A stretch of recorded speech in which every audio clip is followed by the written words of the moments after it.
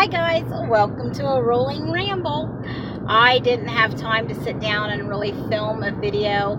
I have been extremely busy today. Hit the ground running. Had a meeting that I wasn't planning on having, so I am on my official way to work now, and I thought I'd get in a rolling ramble. So just really don't have much to say. I do have a recipe I want to share with you guys. I made these stuffed sweet peppers today that just grabbed a little bit of stuff we had in the refrigerator because I haven't been to the grocery store, and I was just like, we're going to come up with something. Oh my goodness. They were so good. My boy was like, we have got to have these again. So I'm like, yeah, I'm going to make them again on Sunday so that I can show them to you guys because they were so good and they were filling. I had 4 stuffed mini sweet peppers, and that was hours ago, and I'm still going strong on them. So, well, that and a side of pan-fried cabbage and bacon. Oh my goodness, yeah. So they definitely have the carrying power to, get you through your day. So I will show those to you guys on Sunday. Well, I'll film it on Sunday, and you guys will see it on Tutorial Tuesday. But I just didn't want to not post anything today, so I thought I would just get on here and ramble and see how everybody else is doing.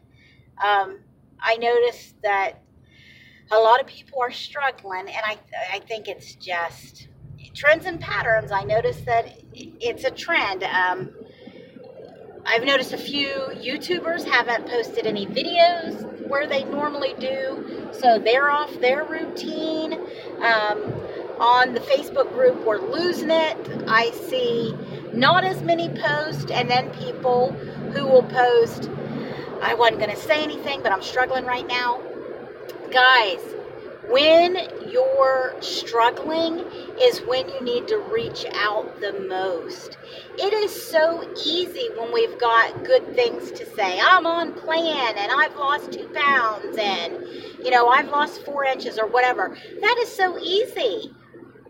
But it's hard when we're struggling to say, I went up over 14 pounds this month due to stress. I'm staying on plan and nothing's happening. I'm so frustrated. That's hard to say, and it's hard to admit, and you keep trying to reevaluate what you're doing and where you're going wrong, and you're not seeing anything.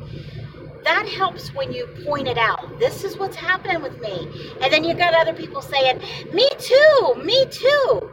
And then we realized, okay, it's just a trend and pattern. If we're all going through the same thing, it's just a trend and pattern, and they happen. So, and it makes us all feel so much better to know that we're not alone. We're not the only ones struggling. And it seems to be that everybody's going through the same thing. Okay, so let's say that you're struggling and you actually have eaten off plan.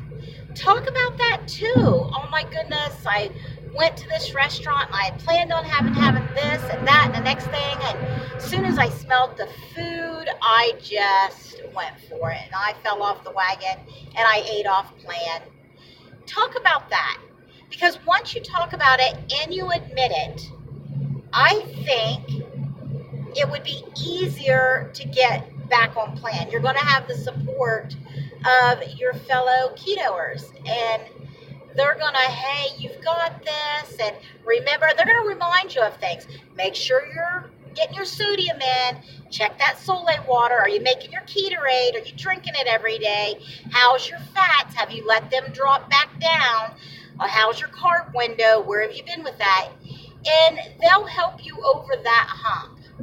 So post your struggles just as much as your accomplishments, because all of that is supporting. When you're posting your struggles, you're supporting somebody else because they're going through the same thing that you are. So my struggle this month was with Wee Wee. He really caused me a lot of stress, and there was a lot of boo-hooing and crying going on, and I went up, I can't remember exactly what it was. I think 14.6 pounds. So let's just say nearly 15 pounds of inflammation, and I never ate off plan. There was quite a few days where once I actually logged it into my Fitness Pal, where I underate by quite a bit. And I think when you get in a pattern of that, under eating, it affects your metabolism, especially when you're doing it wrong, where you're under eating, but you're still spiking your insulin all day long. Where when you're doing intermittent fasting, you might under eat in that day, but you're not spiking your insulin because you're not eating at all. And I do believe that makes a difference, because I've had somebody throw that in my face. Well, what are you talking about under eat? I've known you go to 36 to 48 hours with having nothing but black coffee, tea, and water. Right. But I'm intermittent fasting, so I'm not spiking insulin at all. But when I come in at a day where I've only eaten 600, 700, 800 calories, but I've nitpicked all day on olives and pickles and pork rinds and just drank coffee with a few tablespoons of heavy whipping cream, by the time you get that all entered, I've only had 800 calories, but I spiked insulin all day long. That's going to destroy your metabolism, and that's going to hurt you in the long run. So we can't just, I always talk about calories in versus calories out matter, and it even matters in that regard. Being too low when you're spiking your insulin, in my opinion. Now, I am not a nutritionist, and I'm not a dietitian, but I do believe that affects. If it's going to affect me, it's going to affect other people out there, and it certainly does affect my weight loss when I'm consistently too low on my calories and I'm not having a proper fasting day. So I know that's confusing, and maybe I need to do a little bit more research and talk about the science behind it, because I've definitely noticed in all my years of dieting that has affected me. Consecutive low days affects me more than doing 480 hours of no food at all. So, alrighty, I just wanted to talk about it. I just wanted to tell you guys right now, listen to other people's stories, because we're in a pattern where everybody is in a rut. Everybody's feeling poorly right now and sort of struggling a little bit. And we've all got our different reasons for why we're struggling. Hospital visits for some, stress for others, boredom with the diet for some. But don't get bored. Get out there and research different ways of using herbs and spices to pep up that palate and really make the food different.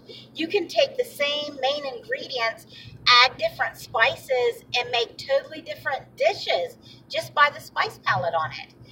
Pinterest. When you're on a ketogenic diet, Pinterest is your friend. Alrighty, guys, I am almost at work, so I'm going to go ahead and get off of here, and I will talk to you guys tomorrow for those keto shout outs. So if you have any to post them in the comment section below here so I can get you shouted out tomorrow. Talk to you later. Blessings.